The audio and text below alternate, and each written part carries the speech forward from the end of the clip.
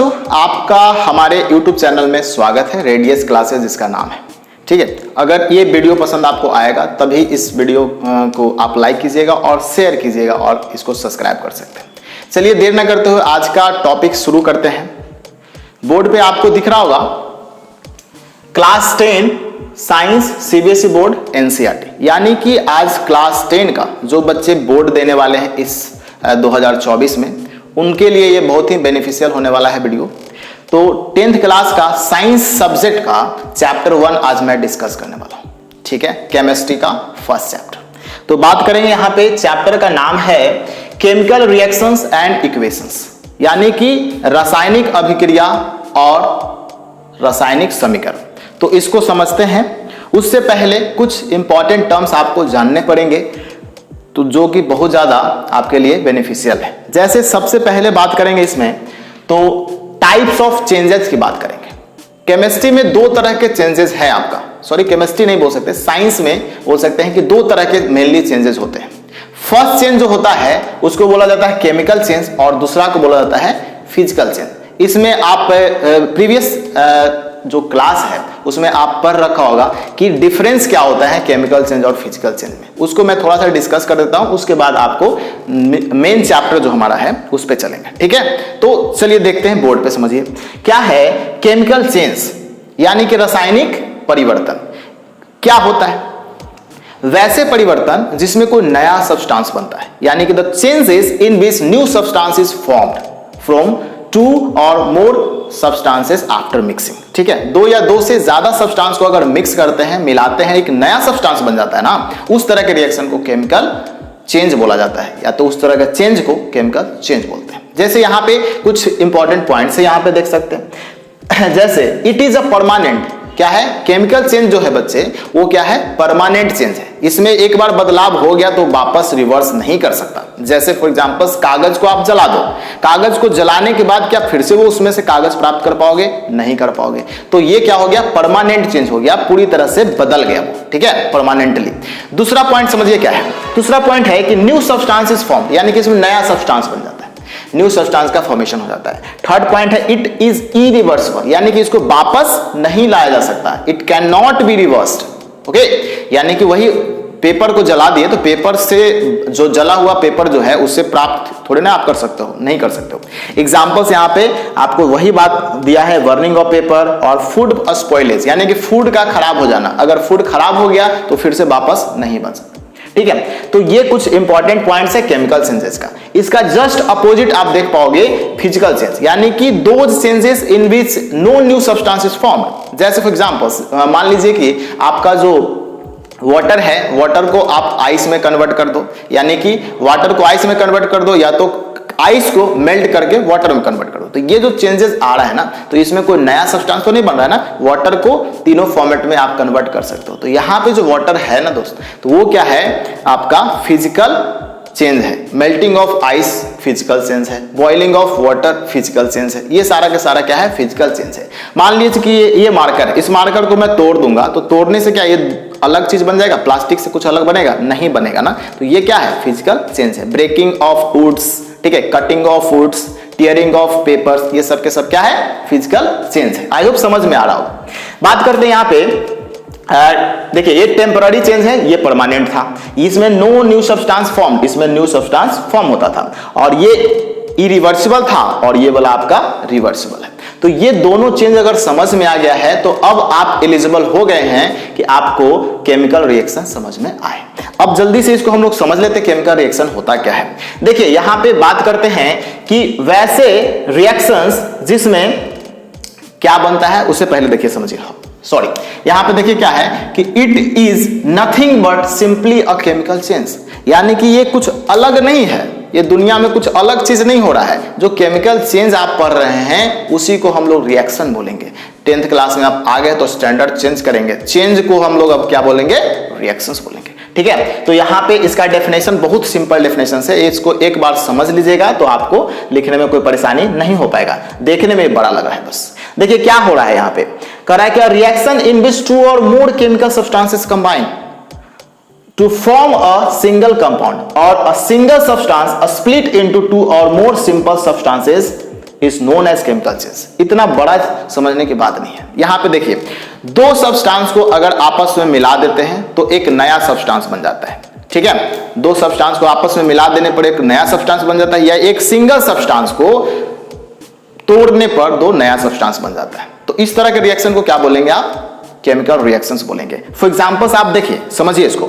जैसे मान लो कि एक सब्सटेंस ए है, दूसरा सब्सटेंस बी है, दोनों को मिलाने पर बन गया ए बी।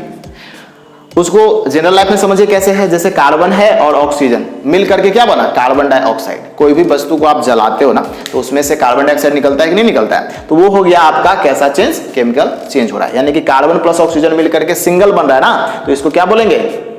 कार्बन डाइऑक्साइड, यानी कि एक कंपाउंड, सिंगल कंपाउंड बोले। तो ये केमिकल रिएक्शंस का उदाहरण है। दूसरा देख लीजिए, अगर मान लो कि एक सब्सटेंस है, उसको दो पार्ट में अगर तोड़ते हैं नया नया सब्सटेंस बन जाता है, तो वो भी एक तरह से एग्जांपल्स है केमिकल रिएक्शंस का। H2O ये मिल करके बन रहा है, इलेक्ट्रिसिटी इसमें अगर पास कर रहे हैं तो H2 बन रहा है और O2 बन रहा है। तो आई होप ये केमिकल रिएक्शन वाला कंसेप्ट आपको समझ में आया हो। तो केमिकल रिएक्शन जैसे ही पढ़े तो आप इससे और कुछ इंपॉर्टेंट टर्म्स देख लेते हैं। अब हम लोग देखने जा रहे हैं कि अगर कोई केमिकल रिएक्शन हो रहा है तो ये हमें कैसे पता चलेगा कि केमिकल रिएक्शन टेक प्लेस कर रहा है या ना कर रहा है। तो अगर कोई दो सब्सटेंस को आपस में मिक्स करेंगे तो उसमें अगर केमिकल रिएक्शन होगा तो कुछ ऐसे ऑब्जर्वेशंस हमारे पास आएंगे जिसको देख करके, ऑब्जर्व करके हमको पता हो जाएगा कि ये रिएक्शन टेक प्लेस हुआ है या नहीं। उसी से एक रिलेटेड सवाल आता है। क्वेश्चन है, how can we identify that a chemical reaction has taken place? यानी कि how we can identify, हम लोग कैसे आइडेंटिफाई करेंगे कि chemical reaction has taken place और नॉट। तो उसके रिगार्डिंग कुछ ऑब्जर्वेशन यहाँ पे है जिसको हम लोग जानने का कोशिश करते हैं। देखिए, we can identify a chemical reaction has taken place by following observation। कुछ ऑब्जर्वेशंस है, कुछ अवलोकन करेंगे, कुछ देखेंगे रिएक्शन, मतलब जो रिएक्शन हम लोग कर रहे हैं तो उसमें कुछ परिवर्तन आएगा तो उसको हम लोग आइडेंटिफाई करेंगे। पहला चीज क्या पता चलेगा? अगर कोई रिएक्शन टेक प्लेस हो रहा है तो उसके स्टेट में कोई बदलाव हो रहा है। यानी कि स्टेट में क्या आता है आपका? सॉलिड, लिक्विड और गैस।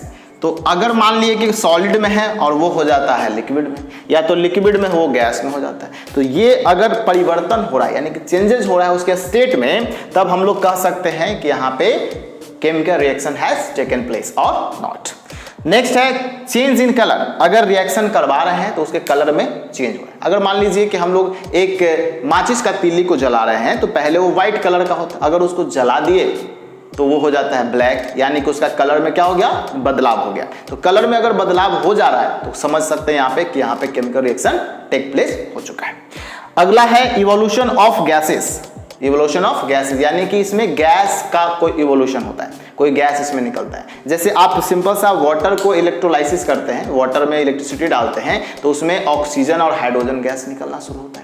ऑक्सीजन और हाइड्रोजन, ऑक्सीजन तो आपका जो बर्निंग प्रोसेस है, कंबस्टन प्रोसेस है, उसको बढ़ा देता है। लेकिन बात करते हैं हाइड्रोजन का, तो उसके पास बर्निंग कैंडल ले जाते हैं तो पॉप साउंड के साथ बर्स्ट करता है, तो समझ में आता है कि ये हाइड्रोजन गैस है। तो ये कोई गैसेस का अगर इवोल्यूशन होता है तो भी ये आइडेंटिफिकेशन है कि हमारा केमिकल रिएक्शन हुआ है या नहीं हुआ है। लास्ट जो आपका आता है वो है change in temperature. Change in temperature, अगर मान लिए कि दो सब्सटेंस को आपस में मिला रहे हैं, मिक्स कर रहे हैं, या तो बीकर में अगर मिक्स कर रहे हैं और उसको अगर टच करके आप देखते हो तो उसमें अगर टेम्परेचर बढ़ जाए या तो घट जाए तो हम लोग कह सकते हैं कि टेक प्लेस हुआ है आपका केमिकल रिएक्शन। तो ये चार इंफॉर्मेशंस ऐसे हैं जो आपको शो करता है कि आपका केमिकल रिएक्शन हुआ है या नहीं हुआ है। आई होप ये समझ में आ गया होगा आप लोग को। अब बात करते हैं एक मोस्ट इंपॉर्टेंट चीज, जो चैप्टर केमिकल रिएक्शन तो हो गया, उसके बाद है केमिकल इक्वेशन, जो चैप्टर में मेन टॉपिक है। तो अब देखिए यहाँ पे आप डेफिनेशन समझने से पहले मैं जो बात बोल रहा हूँ उसको आप समझिए। केमिकल इक्वेशन है क्या? अभी देखिए, अगर मैं कहता हूं कि अगर मैग्नीशियम को आप ऑक्सीजन के प्रेजेंस में जलाते हो तो मैग्नीशियम ऑक्साइड बनता है। यानी कि इसको इंग्लिश में आप बोल सकते हैं कि when magnesium is burned in the presence of oxygen then we get magnesium oxide. ये बड़ा सा एक लंबा लाइन है, सेंटेंस है। अब इसको हम लोग क्या करते हैं, केमिकल रिएक्शन जो है उसको तो बोल दिया ऐसे, केमिकल इक्वेशन के थ्रू हम लोग ये बोलेंगे कि इसको सिंप्लीफाइड कैसे किया जाए, क्योंकि इतना लंबा लाइन सब में थोड़े ना बोलेंगे। Carbon is burned in the presence of oxygen to becomes carbon dioxide, ऐसे थोड़े बोलेंगे। तो इसको हम लोग शॉर्ट करने का जो तरीका है वही केमिकल इक्वेशंस है। समझ में आ गया होगा, हिंदी में समझाया हूं। यानी कि व्हेन we simplified या तो we represent the chemical reaction in the form of symbol और words, ठीक है। यहाँ पे वही डेफिनेशन आपको यहाँ पे लिखा हुआ है जो लंबा चौड़ा दिख रहा है, देख सकते हैं आप। A simplest way to represent the chemical reactions by using the names and symbols of chemical substances that take place in the reaction is known as chemical equations। यानी कि आपका एक सिंबॉलिक रिप्रेजेंटेशन देना है आपको, एकदम सिस्टमेटिक रिप्रेजेंटेशन, छोटा सा वे होता है ताकि केमिकल रिएक्शन को आप शॉर्ट में लिख सके। इसको दो तरीके से आप दिखा सकते हो। कितने तरीके से दिखा सकते हो? दो तरीके से। पहला है वर्ड इक्वेशंस। फर्स्ट क्या है?